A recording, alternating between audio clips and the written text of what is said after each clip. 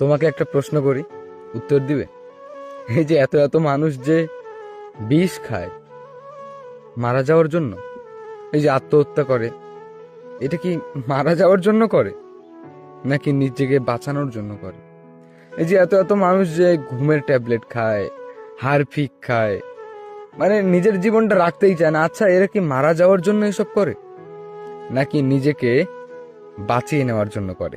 আসলে এই মানুষগুলো এমন একটা আঘাত পায় যে আঘাতটা না এরা এরা এরা মেনে নিতে পারে না।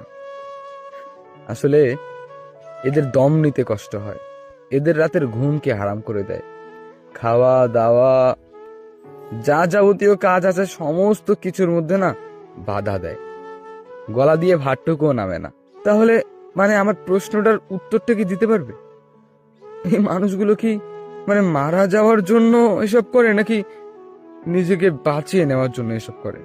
ওই অন্ধকার জগৎ থেকে, সেই ভয়ঙ্কর স্মৃতিগুলো থেকে, সেই মানুষটার এত তীব্র আঘাত সে মেনে নিতে পারছে না, আচ্ছা সে কি মারা যাওয়ার জন্য এসব করে নাকি নিজেকে বাঁচিয়ে নেওয়ার জন্য এসব করে সেই মানুষটার থেকে? আসলে মানুষ কতটা আঘাত পেলে এরকম কাজ করে।